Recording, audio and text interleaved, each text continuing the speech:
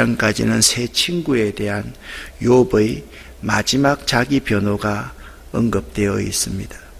29장에서 자기의 지난날의 행복했던 시절을 떠올리며 욥이 한때 향수에 젖어 들었더랬습니다.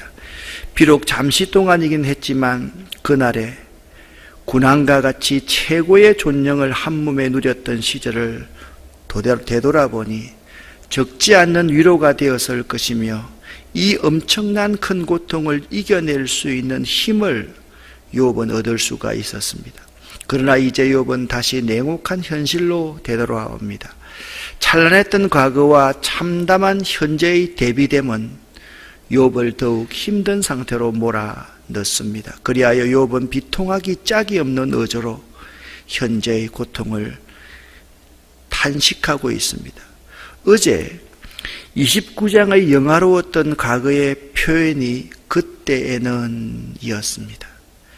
그 말씀이 29장 3절부터 5절, 6절, 7절에 반복하면서 왕과 같이 군림하게 모든 자들로부터 존경받던 자신의 과거에 대한 해상 단어가 그때에는 이라는 단어입니다. 그런데 오늘 30장에서는 오늘의 비참한 상황을 이제는 이라고 1절, 9절, 16절에 세 번씩이나 표현하면서 이제 자기의 현실은 그때에는 영화로웠지만 지금은 참 비참하다라고 생생하게 대조하고 있습니다. 욥의 삶이 그때에는과 이제는의 삶이었습니다. 1절 말씀을 읽어보면 그런데 이제는 이렇게 말합니다. 그러니까 그 영화를 뒤로하고 이제 현실에서는 나보다 어린 것들까지 나를 조롱하는구나. 내 양떼를 지키는 개들 축에도 끼지 못하는 쓸모없는 자식들까지 나를 조롱한다 라고 말씀하고 있습니다. 욥이 지금 비천한 자리에 있으면서 가장 수치스럽게 여기는 것은 많은 사람들로부터 받았던 존경이 이제는 조롱으로 바뀌게 된 사실입니다. 그런데 욥을 조롱하게 된 사람들은 마땅히 욥에게 존경을 표해야 할 사람들이었습니다. 왜냐하면 욥은 가난한 자와 어려운 자들을, 가장 낮은 하층민들을 잘 돕는 아버지와 같은 하나님과 같은 사람이었기 때문입니다. 그런데 지금 현실은 그 아버지의 아들들이, 이들은 사회적 도덕적으로 매우 비천한 그러한 자들이, 옛날에는요 어른들은 온전한 사람으로 생각했고 아이들은 더 비천한 자로 생각했거든요. 그러니까 그 비천한 하층민들의 아이들이 자기를 조롱하고 비난하고 있다라고 말씀하고 있습니다. 1절부터 8절에 의하면 과거에는 하나님과의 깊은 우정을 누렸었지만 지금은 그렇지 않습니다. 모든 것을 잃어버린 욥은 하나님과의 우정도 더 이상 느낄 수가 없었습니다. 그래서 욥은 자신이 느끼는 불행을 이렇게 1절부터 8절에서 고백하고 있습니다. 이것을 쉽게 그냥 우리말로 그냥 풀어보았습니다. 욥은 고난당하기 전에 하나님의 관심과 보호 속에서 최고의 형통함을 누렸습니다. 그러나 이제는 비참합니다. 욥보다 나이가 어린 젊은이들이 욥을 비웃습니다. 그들의 아버지는 욥을 경외하며 숨기도했던 사람들이었습니다. 그런데 그 아버지들의 그 자녀요, 욥보다 훨씬 젊은 자들이 현재 욥을 조롱하고 있습니다. 욥을 비웃는 비천한 자들의 자녀들은 사실 손에 힘이 있을 듯 하지만 기력이 쇠하여서 쓸모없는 자들이었습니다. 그 쓸모없는 자들이 자신을 비난하고 조롱하고 있는 것입니다. 그들은 궁핍과 기근으로 파리하게 마르며 캄캄하고 메마른 땅에서 마른 흙을 씹는 자들입니다. 이들은 떨기나무 가운데서 산나물을 먹고 대싸리 뿌리를 먹을거리로 삼던 자들이며 무리가 그들에게 소리를 지르므로 도둑처럼 고향에서 쫓겨난 자들이었습니다. 그들은 침침한 골짜기와 흙구덩이와 바위굴에서 살아갑니다. 그들은 떨기나무 가운데서 부르짖으며 가시나무 가운데서 살았습니다. 그들은 굶주림에 의한 심한 위기로 부르짖었습니다. 그들이 욥을 비난하며 욥을 조롱하는 이들이었다. 비단 잘난 사람들만이 아니라 정말 아무것도 아닌 최하층민들의 아들까지도 이제는 자기를 조롱하고 있다고 말을 하고 있습니다. 욥이 지금 무슨 말을 하고 있는 것입니까? 지금 욥은 비천한 그들을 비난하는 것이 아닙니다. 1절부터 8절을 잘 읽어보십시오. 자신의 처지를 말하고 싶었던 것입니다. 욥은 자신을 조롱하는 비천한 자들보다 더욱더 못한 자가 되었습니다. 그러니까 1절부터 8절까지에는 나는 그 하층민들보다 더 못한 자가 되었음을 밝히고 있는 것입니다. 그 사이에서 양들을 지키는 개보다 취급을 더 못 받던 자들이 있었습니다. 그들을 욥이 도왔습니다. 그런데 그들보다 더 못한 그들의 자식들이 욥을 비난했습니다. 그러니까 하층민들, 그 자식들보다 욥은 더 못한 자가 되었다라고 말씀하고 있는 것입니다. 하나님이 우리들을 낮추실 때에는 이렇게까지 처절하고 철저하게 낮추십니다. 완전한 밑바닥. 하나님은 우리들이 항복할 때까지 낮추십니다. 왜냐하면 그만큼 인간은 교만할 가능성이 많은 자들이요 죄인이기 때문입니다. 인간은 어리석은 존재라 이렇게 낮아질 때 비로소 눈이 열리고 마음이 열리며 봐야 할 것을 보게 되는 것입니다. 이상합니다. 인간은 높아질 때 눈이 열려야 되는데 높아질 때 눈이 감깁니다. 마음이 닫힙니다. 봐야 할 것을 모릅니다. 그러나 밑바닥까지 낮춰질 때 그때 비로소 눈이 열리는 존재, 마음이 열리는 존재, 봐야 될 것을 보는 존재인 것입니다. 백담사에 여행을 하다 보면 거기에 이런 글귀가 쓰여져 있습니다. 고은 시인의 글귀 있지요. 내려올 때 보았네, 올라갈 때 못 본 그 꽃. 이것이 시기의 전부입니다. 인생은요, 내려올 때 보여지는 것입니다. 올라갈 때, 잘 나갈 때는 꽃을 못 봅니다. 들판에 나가서요, 들꽃이 보이는 거예요. 여러분, 들꽃은 있잖아요. 한낮에 해가 있을 때 피어가지고 보이는 것이지 저녁에 아침에는 보이지 않습니다. 여러분, 우리 인생도 마찬가지입니다. 해가 강력하게 나에게 비춰질 때는 뭔가 봐야 되는데 그때 못 보는 것이 우리 인생인 것입니다. 욥을 밑바닥까지 철저하게 낮추시는 하나님에 대해서 9절부터 11절까지 해서 이렇게 말씀하고 있습니다. 그런데 그런 자들이 이제 돌아와서 나를 비웃는다. 그런데 그런 자들이 이제는 돌아와서 나를 비웃는다. 내가 그들의 말거리가 되어버렸다. 그들은 나를 끄려 멀리하며 마주치기라고 하면 서슴지 않고 침을 택 뱉는다. 하나님이 나를 이렇게 낮추셨다. 그렇게 말씀하고 있습니다. 바로 이 시점에서 이 11절에 욥은 하나님이 자기를 이렇게 낮추셔서 그런 자들에게 비웃음거리가 되게 하고 그런 자들에게 저주받도록 하셨다. 그렇게 말씀하고 있습니다. 하나님이 낮추실 때가 있습니다. 그럴 때 두 부류의 인간이 있습니다. 한 부류의 사람은 하나님을 원망하고 저주하며 하나님을 떠나는 사람입니다. 또 한 부류는 새로운 하나님을 발견하고 하나님께 더 깊이 들어가는 사람이 있습니다. 하나님이 낮추실 때 여러분은 어떤 유형의 사람이라고 생각하십니까?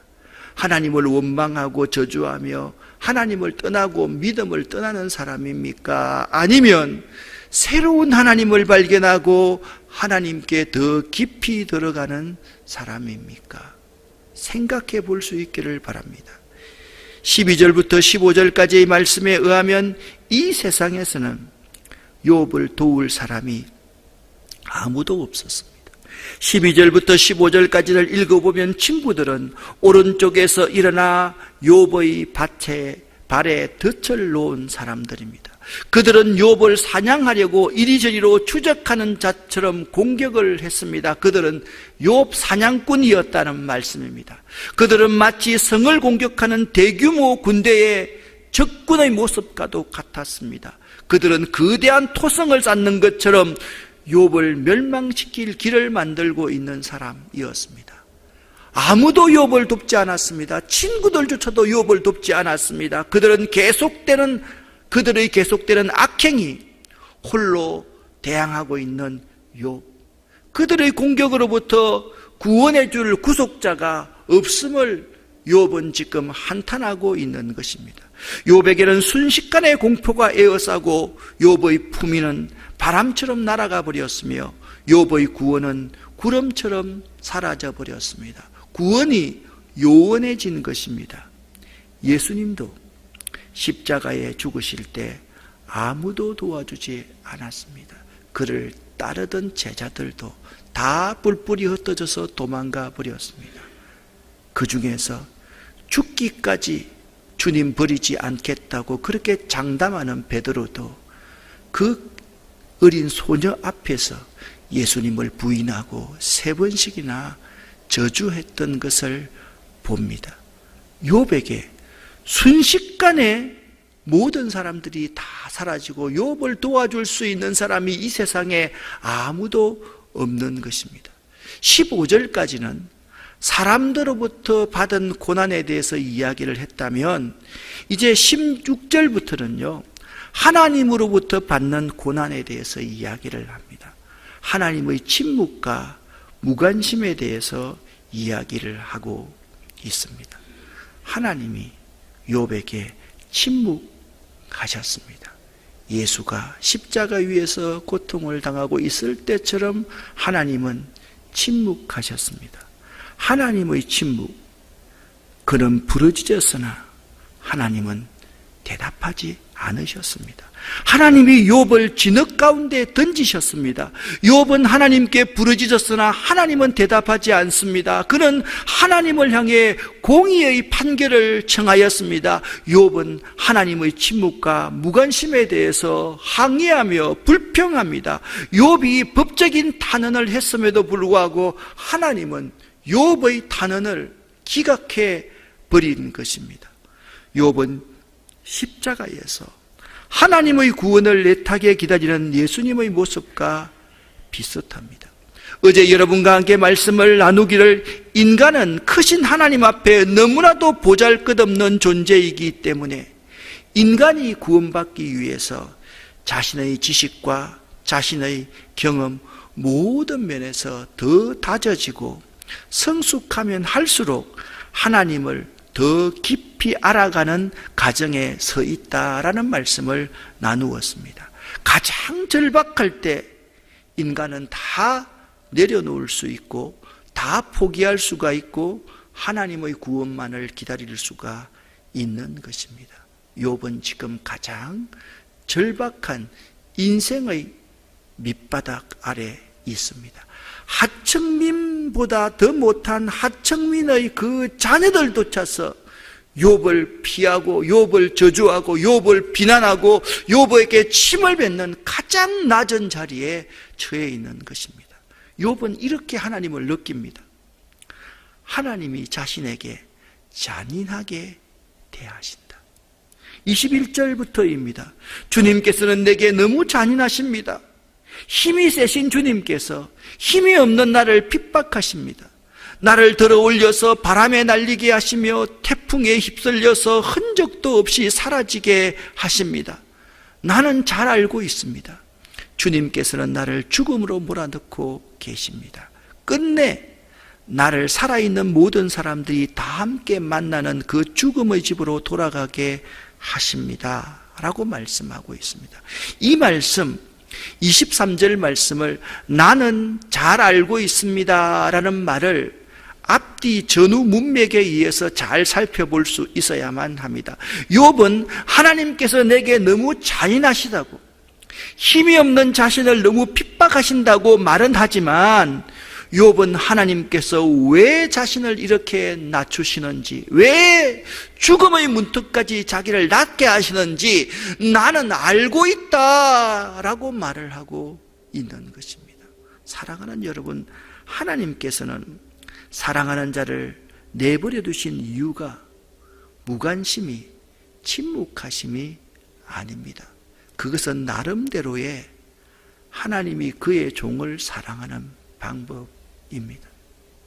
하나님의 방법입니다. 다음 주가 고난주간이지 않습니까? 고난주간, 십자가에 매달린 엘리 엘리 라마 사박타니, 이 말씀을 묵상할 수 있어야만 되겠습니다.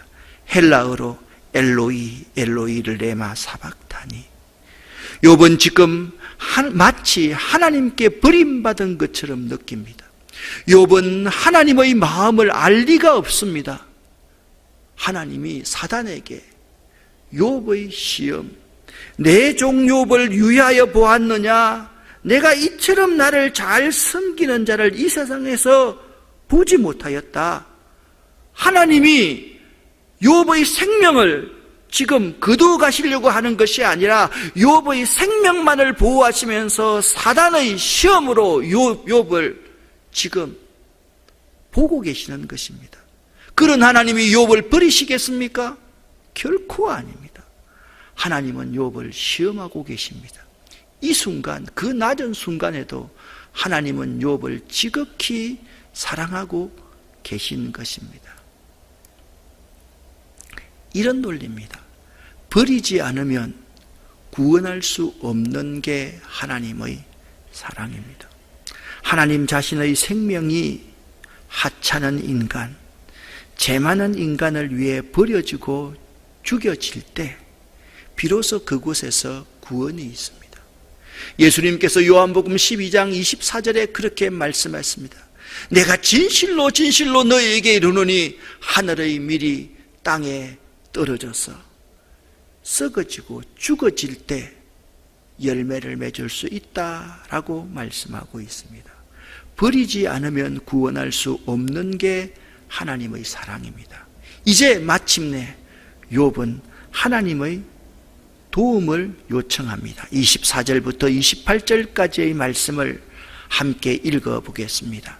주님께서는 어찌하여 망할 수밖에 없는 연약한 이 몸을 치십니까? 기껏 하나님의 자비나 빌어야 하는 것밖에는 아무것도 할 수 없는 보잘것없는 이 몸을 어찌하여 그렇게 세게 치십니까? 고난받는 사람을 보면 함께 울었다. 궁핍한 사람을 보면 나도 함께 마음 아파하였다.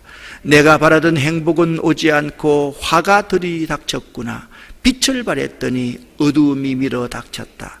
근심과 고통으로 마음이 갈기갈기 찢어지고 하루도 고통스럽지 않는 날이 없이 지금까지 살아왔다. 햇빛도 비치지 않는 그늘진 곳으로만 침울하게 돌아다니다가 사람들이 모여있는 곳에 이르면 도와달라고 애걸이라는 신세가 되고 말았다. 아멘. 24절, 25절 말씀을 잘 보십시오. 하나님이 욥을 향한 마음입니다. 하나님, 어찌 나를 이렇게 세게 치십니까? 하나님이 고난받는 사람을 보며 함께 울고 있습니다. 궁핍한 사람을 보면 하나님도 함께 마음 아파하였습니다. 지금 무슨 말씀을 하고 있습니까? 29장 12절과 13절 말씀을 잘 보아야만 합니다. 욥은 자기의 과거를 회상하시면서 자신이 고아와 가부를 잘 돌봐왔으며 빈민과 파산한 자들을 도와주었습니다. 생각이 나는 거예요. 그렇구나. 내가 고아와 가부, 빈민과 파산한 자를 도와줄 때 그들에게 긍휼히 여기는 마음이 있었지. 지금 하나님이 나를 보실 때 고아와 가부보다 더 못한 자, 빈민과 파산한 자들보다 더 못한 자, 가장 하층민의 아들보다 더 못한 자 나를 하나님이 어떻게 해주신다라고 말씀하고 있습니까? 고난받는 나를 보고서 하나님이 울고 계시는 것을 느끼고 있는 것입니다. 하나님이 욥과 함께 마음 아파하면서 울고 있는 모습을 욥이 여기서 발견하게 되는 것입니다. 25절을 다시 한번 읽어보십시오. 고난받는 사람을 보면 함께 울었다. 궁핍한 사람을 보면 나도 함께 마음 아파하였다. 이 모습 가운데서 드디어 욥은 하나님의 마음을 이해하게 되는 것입니다. 이제 욥은 하나님 앞에 이렇게 통곡합니다.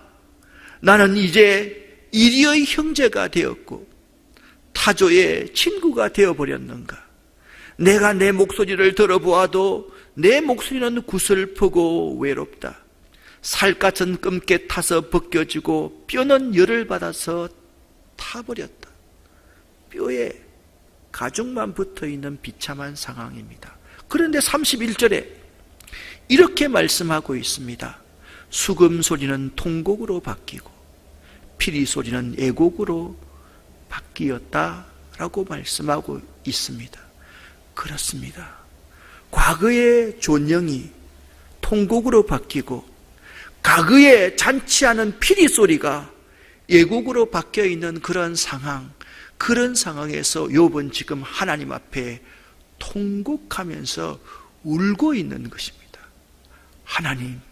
하나님이 나를 이렇게 몰아넣으셨군요. 이제 보니 하나님이 나와 함께 계시고 나와 함께 마음 아파하시고 나와 함께 울고 계시는군요. 나를 보면서 통곡하고 계시는군요. 그걸 욥이 지금 느끼고 있는 것입니다. 사랑하는 성도 여러분, 기도가 소용없는 것처럼 여겨질 때 그때 기도하십시오. 여러분이 신앙생활을 할 때 보면 이제껏 하나님을 섬긴 것에 대한 결과가 하나님 고작 이것입니까? 라고 묻고 싶을 때가 있지 않았습니까? 이 가운데도 그런 분이 있습니다. 생때 같은 아들을 하루아침에 잃어버렸습니다. 모든 재산을 다 잃어버렸습니다. 몸에 질병이 옵니다. 이제 죽음의 그림자가 자기에게 들이옵니다. 하나님, 여태껏 하나님을 섬긴 것에 대한 결과가 고작 이것입니까? 하나님, 그렇게 묻고 싶고 울부짖고 싶을 때 그때 하나님께 통곡하며 기도하십시오. 비록 우리들이 이 땅에서 이런 깊은 절망을 경험할 때도 있지만 결국 하나님께서는 욥에게 그러셨듯이 우리에게도 말씀하시고 응답하시고 우리를 도와주시는 하나님이십니다. 여러분 믿으십니까? 믿으시기를 예수 이름으로 간절히 축원합니다. 사랑하는 여러분, 고난받고 있습니까? 힘들고 어렵습니까? 하나님, 내가 이때까지 하나님을 섬기고 봉사하고 헌금하고 충성하는 것이 고작 이것입니까? 하나님, 그렇게 하나님 앞에 울부짖고 싶을 때 하나님이 여러분과 함께 아파하시며 하나님이 여러분을 위해서 울고 계십니다. 그 하나님의 깊은 사랑을 여러분 느끼시는 이 새벽이 될 수 있기를 예수 이름으로 간절히 축원합니다. 기도하겠습니다. 살아계신 하나님 아버지, 우리는 욥의 마음을 조금도 이해할 수 없을 때가 참으로 많습니다. 하나님께 버럭 고함을 질렀다가 또 하나님이십니다, 하나님밖에 없습니다 라고 말하는 욥. 그러나 우리가 우리 인생을 살아갈 때도 이런 황망한 일을 당할 때가 참 많이 있음을 봅니다. 내가 그렇게 아끼고 사랑했던 자가 내 등에 비수를 꽂고, 내가 그렇게 사랑하던 그 자식이 나를 떠나버리고, 내가 그토록 신뢰하던 그 사람이 나를 배신할 때, 하나님, 내가 하나님을 위해서 살았던 것이 고작 이것입니까? 라고 울부짖고 싶을 때, 항변하고 싶을 그때에 기도할 수 있는 저희들 될 수 있도록 도와주시옵소서. 예수 그리스도 이름으로 축복하고 간절히 기도 올립니다. 아멘.